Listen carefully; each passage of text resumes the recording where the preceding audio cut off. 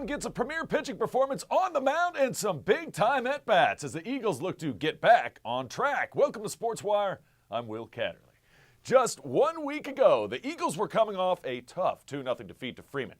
So this time around, the Eagles look to quell any chance of a losing streak and stay in the hunt for the playoffs' top seed. Standing in their way, a very talented Glen Allen club who had already beaten Freeman twice this year. So the Eagles looking to get off to a good start this time around on a Friday night, taking on Glen Allen. One of the reasons why they would get off to a good start, this man pitching. Michael Coggeshall, first inning, gets a strikeout, number 12. Goes down Lucas Bauer. Not overpowering, doesn't get a lot of Ks, but he gets 2 in the first right here. Strike him out, sit him down. That time number 10 goes down. Looking Connor Hicks, second inning. More Coggeshall. Racking up the strikeouts, gets Devin Flowers there for his third K. And then how about some defense? A runner on base, curveball, line drive, out. And they double off the man at first. Great defense, Coggeshall, featuring a curveball, a fastball changeup, all a part of his repertoire. We go to the second, man on second. That's a gapper. And Bryce Saperwich drives home the run. Godwin would have the 1-0 lead. Back to the mound. This guy was sensational. Strike him out, sit him down. That time, Justin Walton goes down. Next inning, Godwin really gets it going. First, they use some small ball, some speed on the base paths by Noah Behringer, who takes second. That would lead to this. Godwin getting it going. Check out the defense by Glen Allen, though. It's short. Great job getting the out. Keandre Shelton, get yourself some, son. Unbelievable, but they were not out of the inning by a long shot. That's a bloop single to left, using all sides of the field. It's an RBI single. Number 19, Brandon Slough, or number 19, Noah Cornwell coming through. Not Slough, he's on Glen Allen. Later on in the inning, still not done. That time, Short couldn't make the play. Noah comes around to score. It's a 2-run inning. Still not finished. 2 runners on, now make it 3. There's a gaggle of Eagles on the pond. It would set it up for Mark Buson. And he does not disappoint for the Eagle faithful. 1 run scores. Here comes another. He'll score. Buson with a 2 RBI double.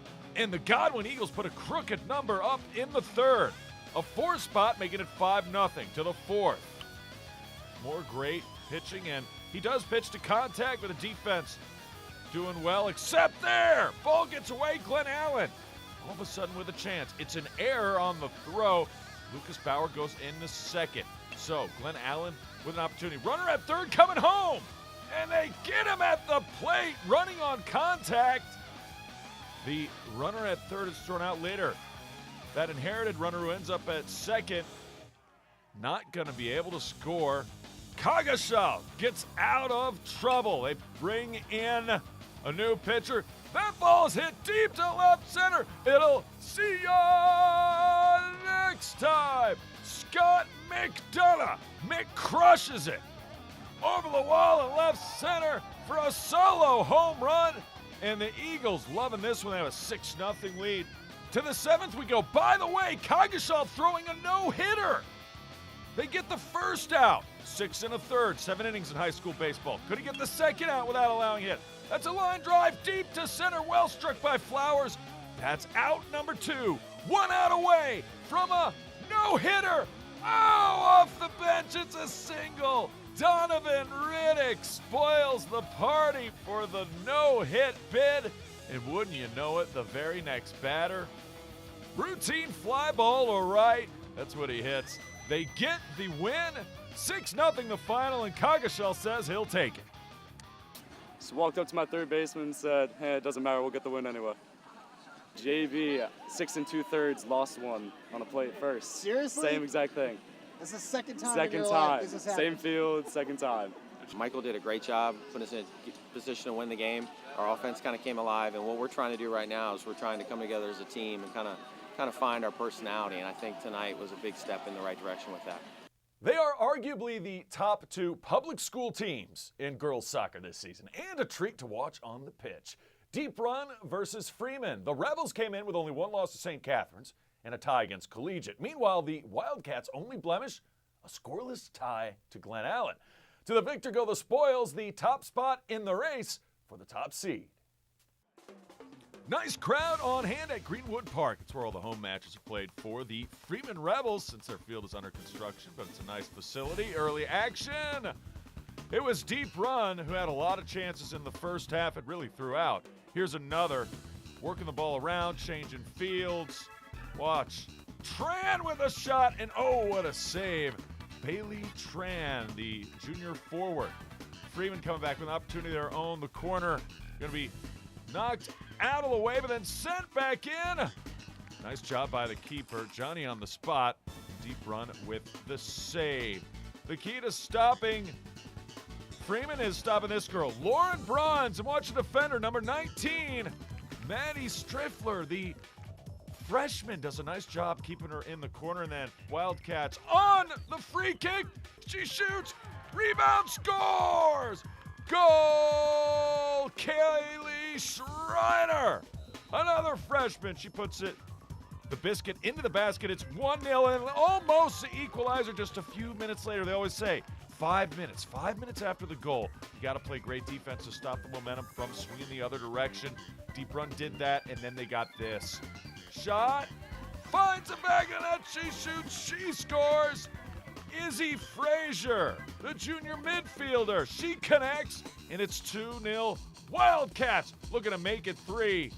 Tran, oh, what a stop by the keeper. Rebound, excellent save. Alex Horner had her chances. Watch again, later still first half action. Bailey Tran gonna deliver a nice through ball here, and the shot, oh, is somehow deflected. Alex Horner's like, how did I not score in those last two sequences? Let's go to the second half. Still a 2-0 score, and finally a shot here.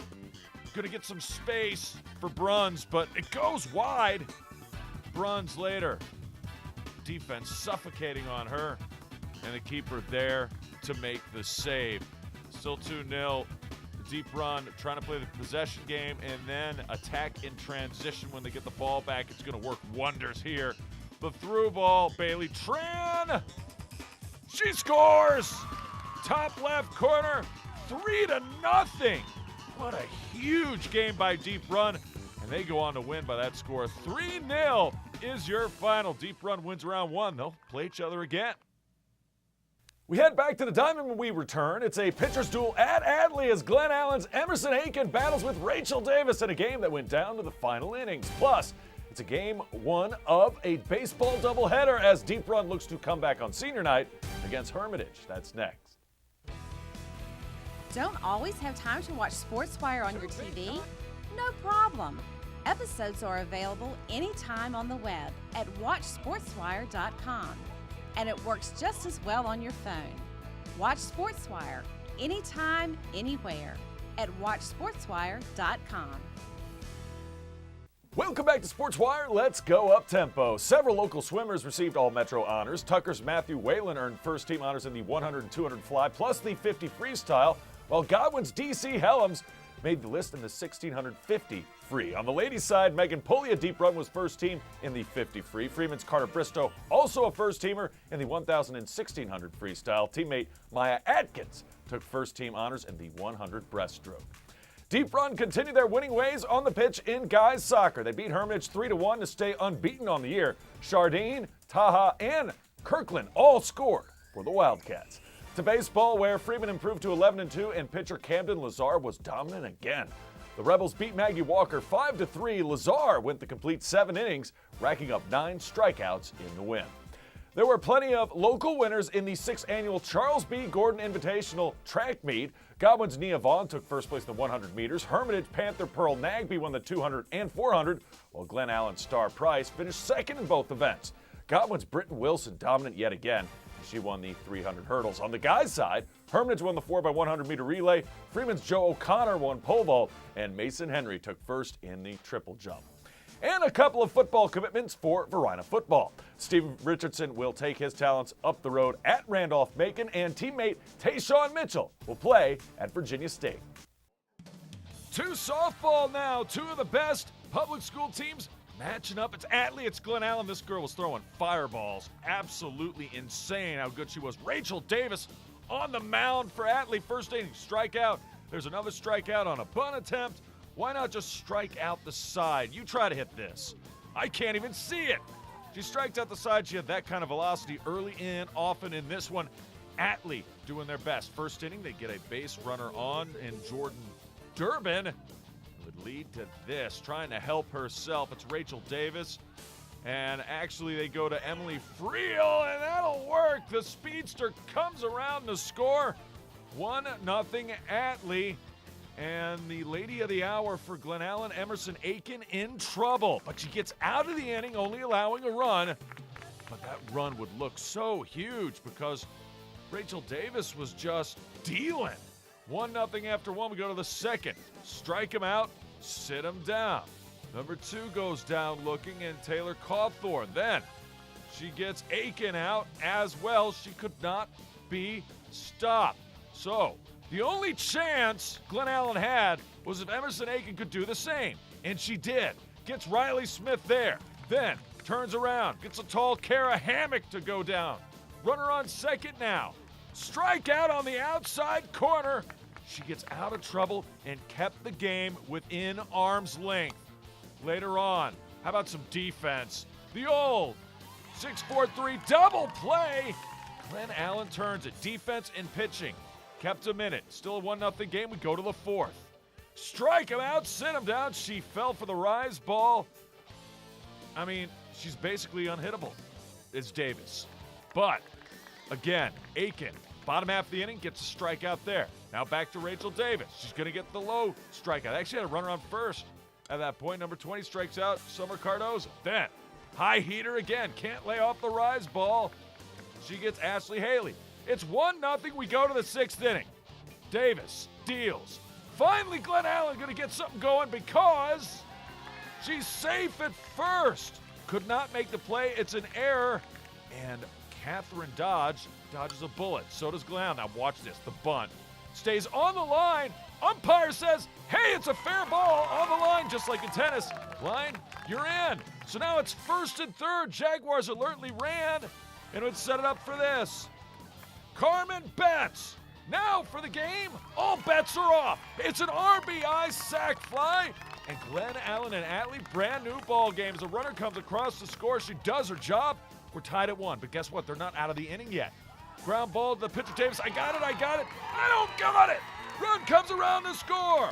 All of a sudden, it's a 2-1 Glen Allen lead. They hadn't even hit the ball out of the infield. It'd be 2-1 after the top of 6. That was more than enough for Miss Emerson Aiken. Strikeout. Looking. Here she is again. Strikeout swinging. Aiken dealing. And getting number 10, Margaret Lavender, to go down. Then, just for added insurance in the 7th inning, that's good for a single. That one does get out of the infield. Jags in business after the base hit by Margaret Rooney. And then this comebacker to Davis. I got it. She don't got it.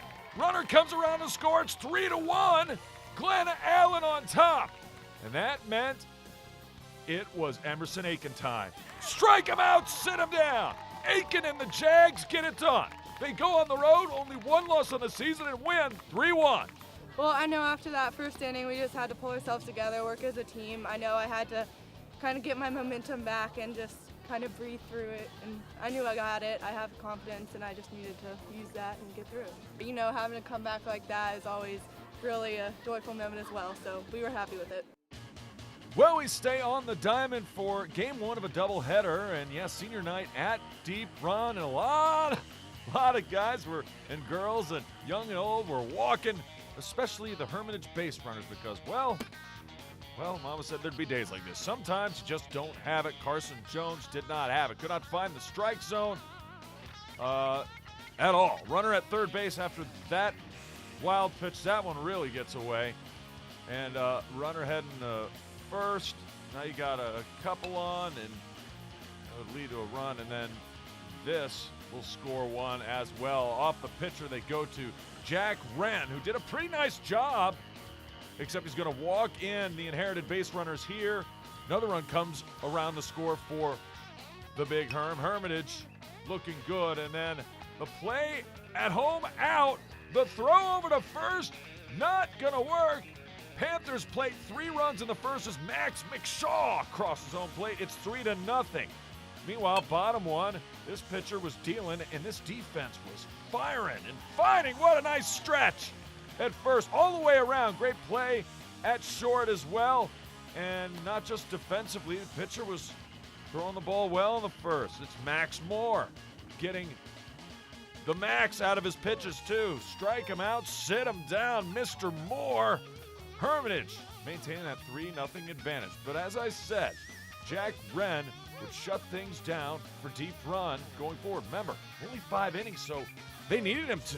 They couldn't afford to fall down more than 3 runs. And that's even saying something because this guy was pitching well until, boy, did this guy have a big game.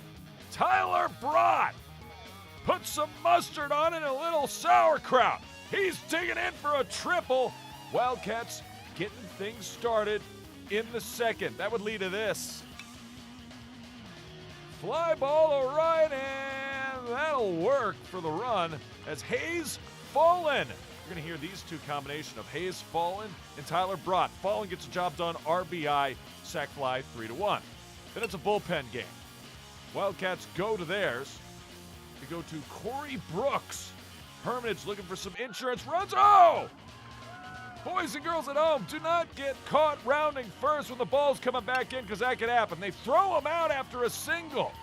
And then the Wildcats get going. Speed on the base pass. That's a double down the left field line as number 30, Scott Sweeney, gets it done. It would lead to this. Sweeney, sometimes you put pressure on the defense, it works. Stealing third, the catcher errant throw to third, and it leads to another run. Wildcats just kind of punching away, chipping away. It's 3-2. Next inning, Hermitage. Ground ball up the middle, base hit. Runners at the corners. Panthers ready to pounce. Number 15 with that single, Shea Manley. And this isn't a Manley hit, but it'll work. An RBI single, and Hermitage, Max McShaw. He comes across the score. It's 4-2. Hermitage with a 2-run lead. Deep run in the 5th inning. Remember, only 5 innings played. Last chance. 2 runners on for this.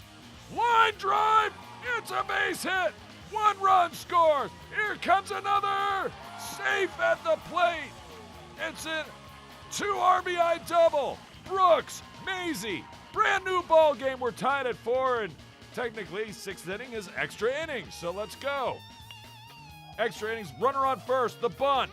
The out. Oh my, Tyler Brott, you just didn't do that.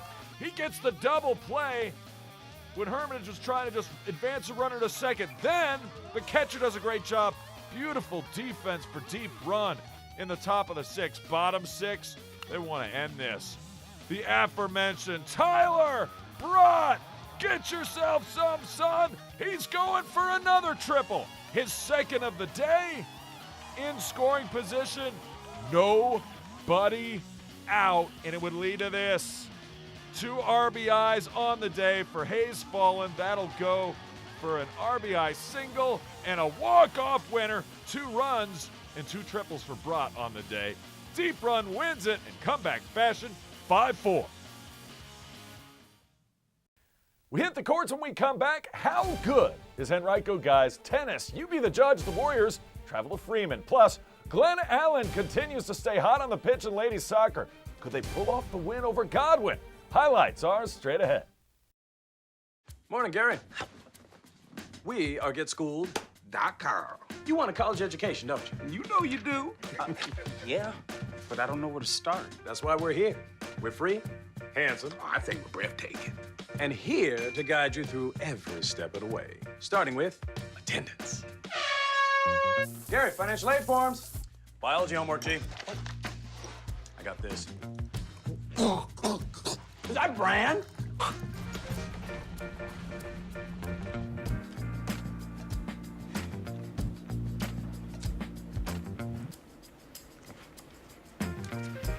Colleges love extracurricular activities. Chess really isn't my thing. I got this. Doesn't matter. Go ahead. Picking a college, man. You and us. Go together like tacos and Tuesday. And I love tacos. Fire and ice. Those don't really go together. Go to getschool.com for more info. Welcome back to the show. They may be the best kept secret of spring sports. Don't tell anyone, but Henrico boys tennis went into Thursday's match with Freeman at undefeated at 11-0 with a win over the Rebels and wins over Atlee, Armstrong, and Highland Springs. Warriors have a chance to end the regular season with a perfect record. Of course, first things first. And that would be trying to beat Douglas Freeman. To the number ones we go. Westerfield, far court, near court, Argent Tomer. He gets the winner down the left side of the line for the point. More Tomer on the serve this time. Westerfield, excellent at number one for Douglas Freeman. Sometimes it's better to be lucky than good. It helps when you're both. Tomer was on that shot. Point, Argent Tomer, then later on the serve. Westerfield going to prove his mettle. He's trying to get the lucky shot, and oh, Tomer had it right there, but it was wide. Point, Westerfield. Argent's going to come back, though. We switch sides. Henrico, undefeated on the year. Freeman, they're under 500, but they've had a brutal, and I mean brutal schedule. So the talent level between these two teams, really not that different, really not that far apart. There's a point there for Tomer, and then Arjun trying to get the winner. But honestly, a lot of shots of Tomer doing great work early in this match. Westerfield was a better player in this matchup, and it would show. That shot is good, it is in, and he wins 10-5. So number one goes to Freeman. How about number two? Morichetti for Henrico was absolutely lighting up the court, taking on Ole of Freeman, and Morichetti just making it work. That's a great shot by Ole, but that one's going to go wide. Point, Morichetti. Morichetti on the serve. By the way, that backhoe in the background, they're still working on that football field. It's going to look good when it's done. They are still in progress. That goes into the net. Point, Morichetti, and more importantly for Morichetti, he's going to drop it like it's hot. A little drop shot. Morichetti wins in significant fashion. 10-1, very impressive. Number three, Sabu. Serving for Henrico, taking on Martin. And oh, that one just goes out, but Sabu has some wicked spin on his shots, and he keeps his opponents off balance, as you can see right here. More on offense than he is ever on defense. Sabu, oh! Great return and slam-a-jamma by Martin, however.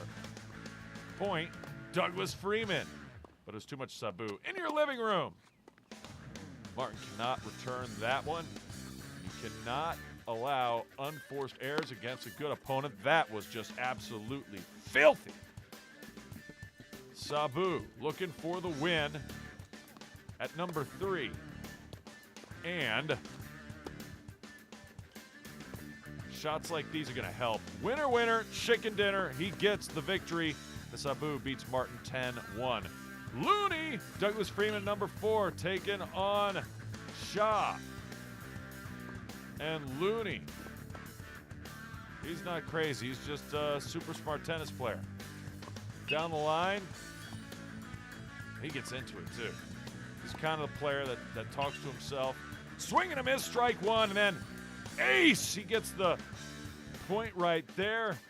Nice job by Looney. Yeah, you can see him talking himself up. He played a great match. Henrico's going to turn this around. Ja going to find a way to get a point up coming right here. Watch for the lob shot coming by Shaw. It is pretty, oh so pretty. He gets the point. Looney gets a win, but Henrico wins 7-2. Let's go back to soccer, shall we? Big match for Glen Allen. Oh, the defender for Godwin. That's who they're taking on. Two defenders trying both corners. Kudos to Mills Godwin for making two big saves. Eagles not having the best of years as they're used to. Glen Allen had a tough opening act at the beginning of the season, and now they've come on strong, including a tie against Deep Run. So, playing some of their best soccer when it matters most down the stretch. Nice save by Godwin. But in the first half, Glen Allen with all the chances almost. Oh, it was a perfect cross. Number 8, Logan Anderson just mistimes it. No score at the half. Second half, Glen Allen on the attack again. Check it out. The cross. Oh, she hits it, but it's well defended and out of play. Logan Anderson, a chance, goes awry. Glen Allen still looking, firing. Great stop by the keeper, somehow to keep that out of harm's way. It would lead to a corner. Godwin backed up in their own end. You knew that time would be of essence if they continue to keep the ball down on the Glen Allen side, or the Godwin side that is. The Jags would be able to capitalize. Of course, could end up 0-0 in a draw. But that shot goes in. She scores! Goal! What a shot as number 5 puts in the back of that, Lauren Donovan. Glen Allen with a 1-0 lead. Jaguars not done either later, and that goal came just about over 10 minutes to play in the match. So very good chance that Godwin could have gotten a draw out of this one, but check this out. She shoots, she scores! What a shot from distance. And it's a second one of the night for Lauren Donovan. Don't call me Landon. And 2-0 Glen Allen. They still aren't finished. I'm telling you, this team is coming on strong. Great throw, great body control, and oh, it goes off the post, rattles home. An own goal for Godwin. But Glen Allen created the opportunity, and they win this one going away. Big win for the Jags at home. 3-0 is your final. Remember, if you have questions or comments about the show, just send me an email to this address, sportswire@henrico.k12.va.us, and you can always follow us on Twitter. I can't wait to see ya next time on Sportswire.